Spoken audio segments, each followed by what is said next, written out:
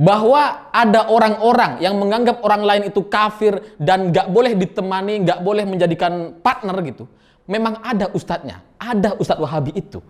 Tapi kalau kemudian menjadikan mobilisasi, rasanya mustahil sekali gitu. Karena mayoritas masyarakat Indonesia hari ini itu kan NU dan Muhammadiyah. Bahwa ada Khilafatul Muslimin, HTI, FPI, ada memang.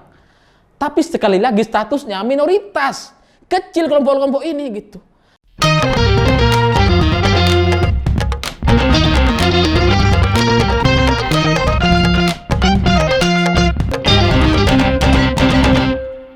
Selamat malam para mantan, selamat malam untuk semua tipu daya yang dipercaya banyak orang.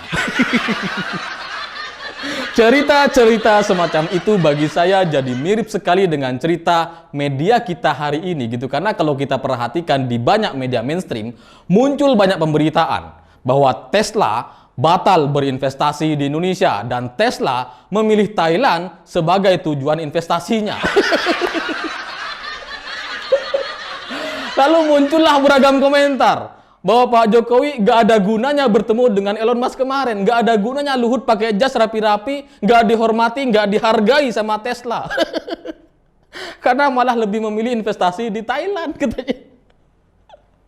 Tapi lebih dari itu, muncul juga analisa-analisa pengamat dan peneliti yang meneliti kenapa bisa terjadi pembatalan investasi. Muncullah kemudian beragam alasan dan analisa. Yang katanya gara-gara UMR lah, gara-gara stabilitas politik lah, gara-gara cebong kampret, dan bahkan ada yang bilang gara-gara Ustadz Somad.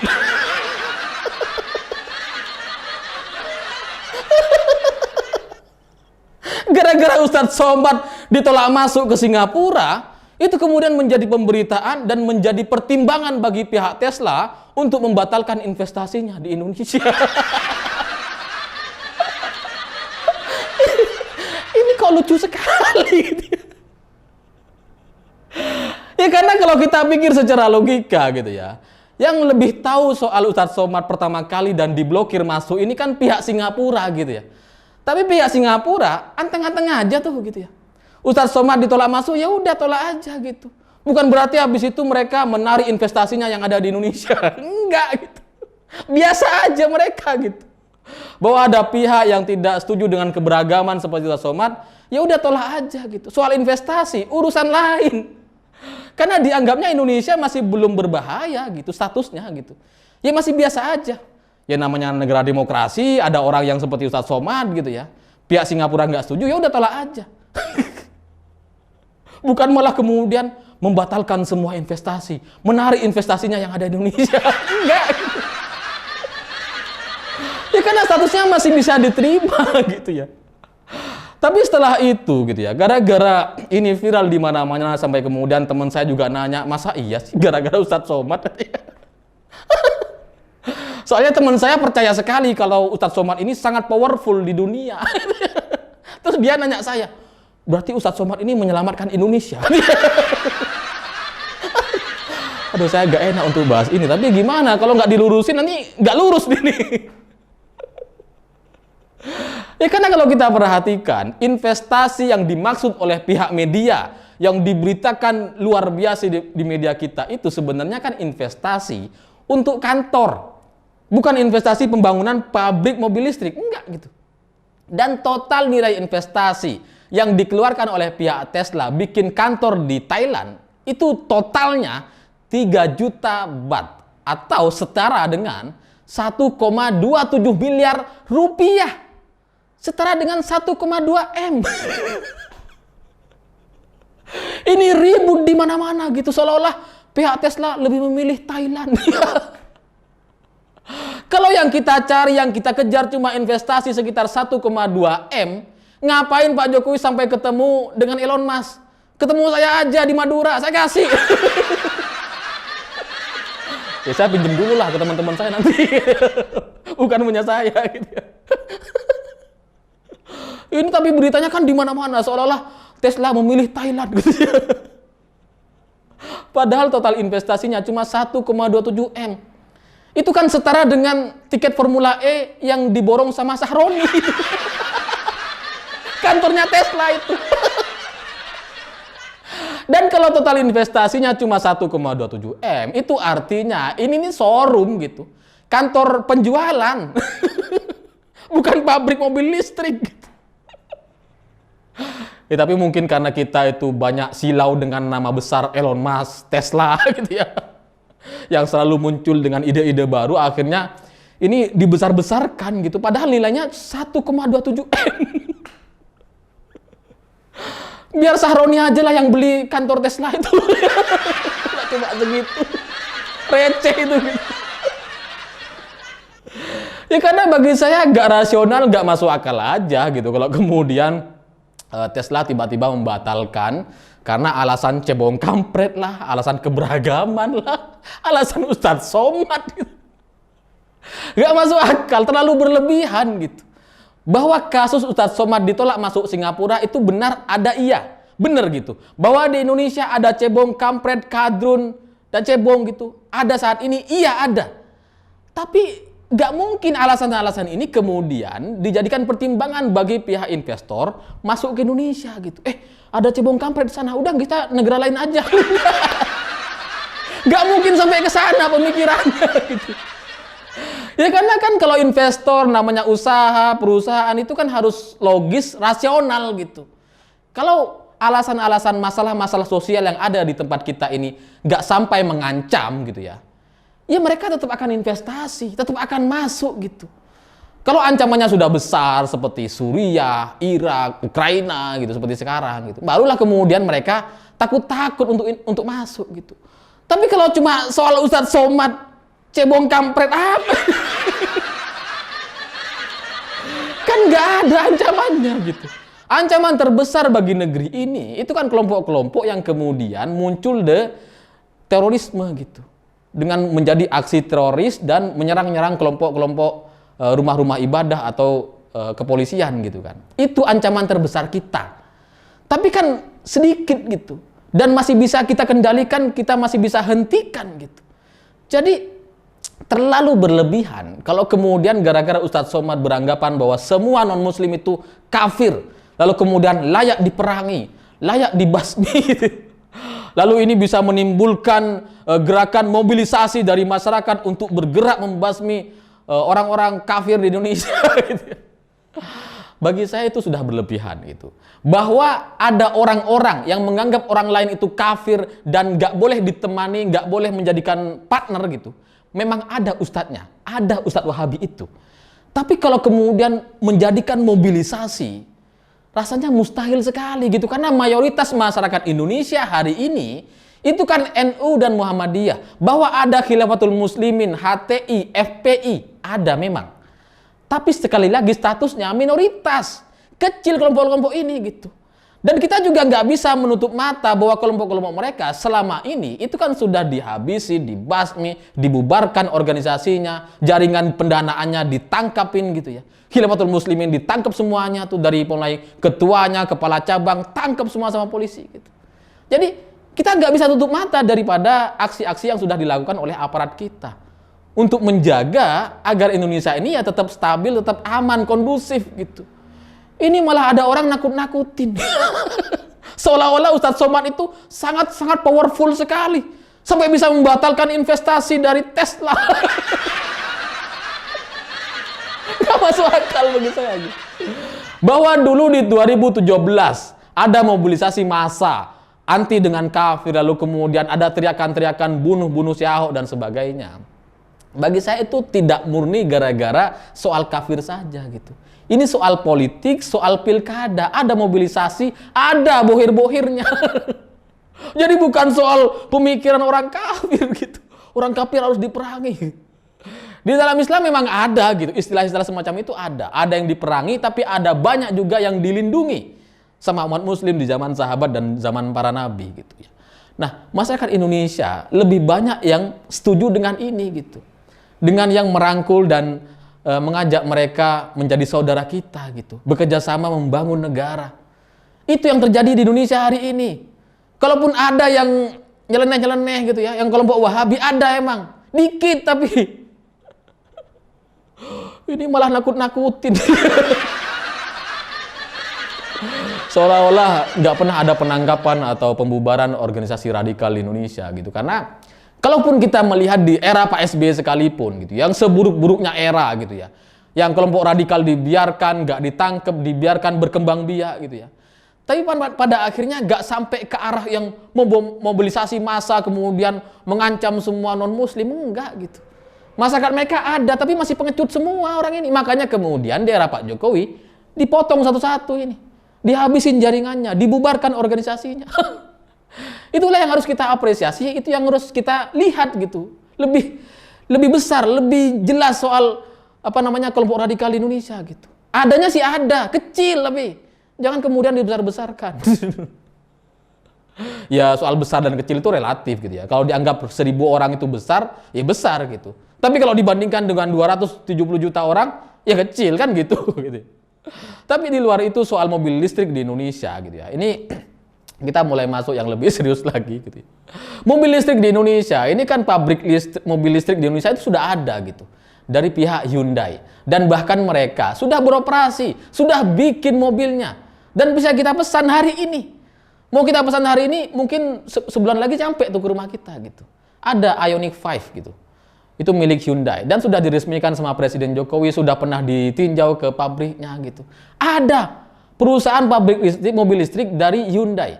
Dan lebih dari itu, Hyundai juga berinvestasi di pembuatan baterai untuk kebutuhan mobil listrik. Dengan total nilai investasi yang joint venture dengan LG itu sekitar 16 triliun rupiah.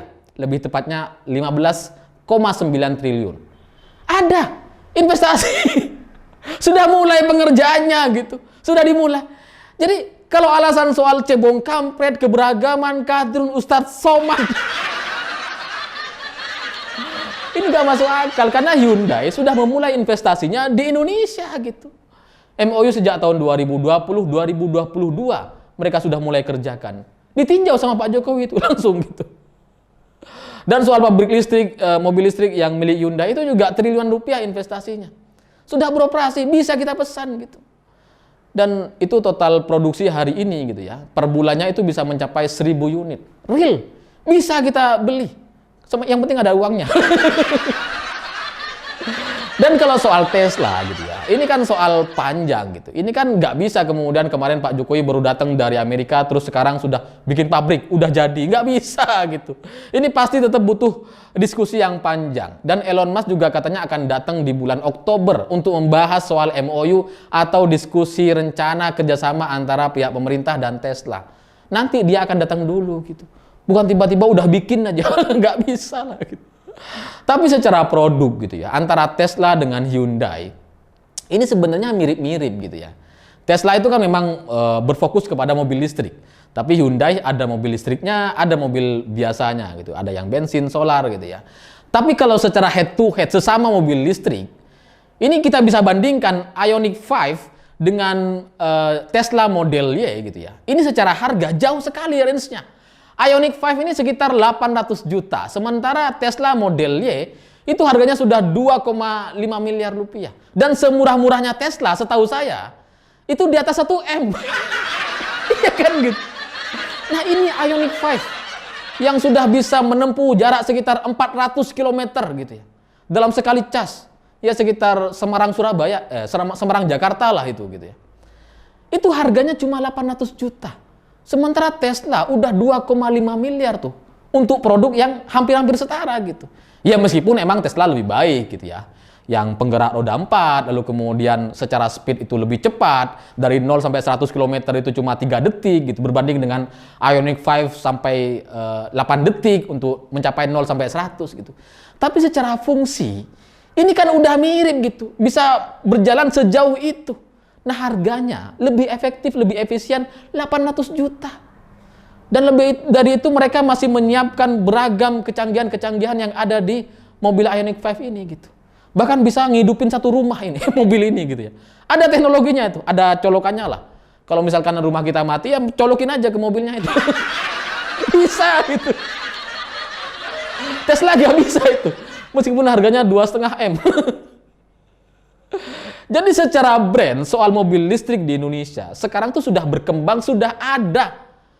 Jadi Kalau kemudian dikait-kaitkan dengan kelompok radikal, katanya takut berinvestasi. Ya ngapain Hyundai berinvestasi kalau gitu? Faktanya mereka sudah gelontorkan puluhan triliun di Indonesia. Barangnya ada, bisa kita pesan kapan aja. Dan kalau dibandingkan dengan Tesla gitu ya, ya lebih baik Hyundai menurut saya gitu. Karena Hyundai ini kita kalau mau beli, di mana-mana ada. Di Surabaya ada, Semarang ada. Kalau Tesla di Indonesia mau beli kemana? Jakarta pasti. Surabaya nggak bisa pasti kayaknya gitu ya. Jarang kan dealernya gitu. Beda sama Hyundai, sudah ada di mana-mana. Dan secara infrastruktur Hyundai itu sangat-sangat serius gitu. Coba deh lihat penjualan Hyundai hari ini. Kalau kita datang ke Jakarta, itu mobil Palisade yang SUV besar milik Hyundai ini, itu ada di mana-mana itu udah. Banyak orang beli gitu.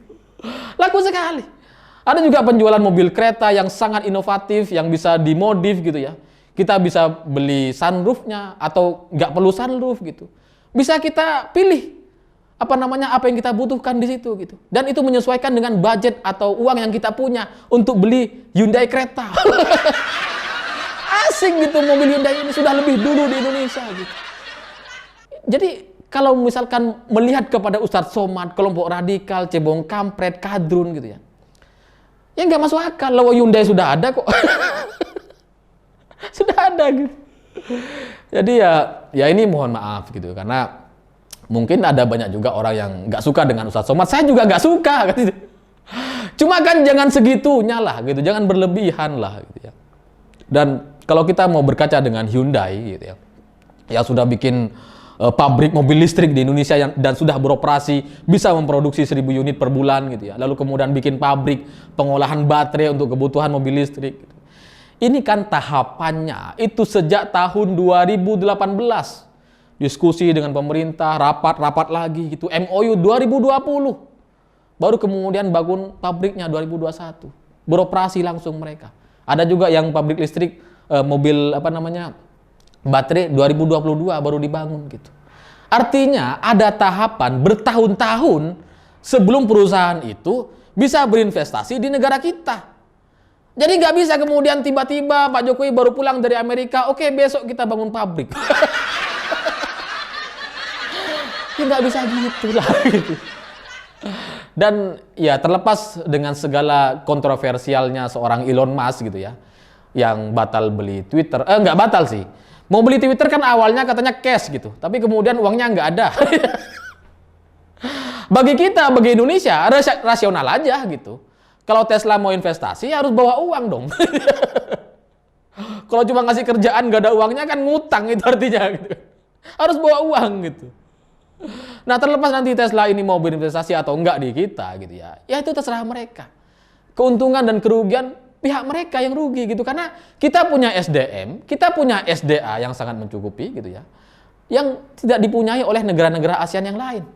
Dengan total masyarakat yang jauh-jauh lebih besar, 270 juta jiwa. Kan ini menjadi keuntungan kalau Tesla bikin pabriknya di Indonesia. Tapi kalaupun nggak bikin, udah ada Hyundai. Udah bisa kita beli Hyundai-nya bahkan hari ini bahkan gitu ya. Nggak nunggu tahun-tahun depan, enggak gitu. Jadi kalau misalkan nanti Tesla batal berinvestasi misalkan gitu ya. Ya yang rugi mereka. Kita punya SDM banyak, punya SDA yang banyak. Kok malah mereka nggak mau? Tapi sekali lagi gitu ya. Ini bukan batal, tapi belum. Lawang Elon Musk-nya baru mau datang Oktober gitu. Tunggulah. Malah udah diberitakan batal. Wah, apa coba? Ya, saya pikir itu gitu ya. Semoga tidak ada kesalahpahaman di antara kita. Dan kalau ada yang kata-kata saya menyinggung, ya semua koreksi itu pasti menyinggung. Mau gimana lagi gitu. Tapi sekali lagi saya nggak suka dengan Ustadz Somad dalam banyak kesempatan, dalam banyak pernyataan saya sudah pernah sampaikan gitu ya. Banyak hal yang saya nggak setuju dengan beliau gitu ya. Tapi pada akhirnya untuk kasus ini sudah berlebihan, makanya saya perlu luruskan. Saya pikir itu. Terima kasih sudah menonton. Jangan lupa subscribe, like, dan komen. Begitulah kura-kura.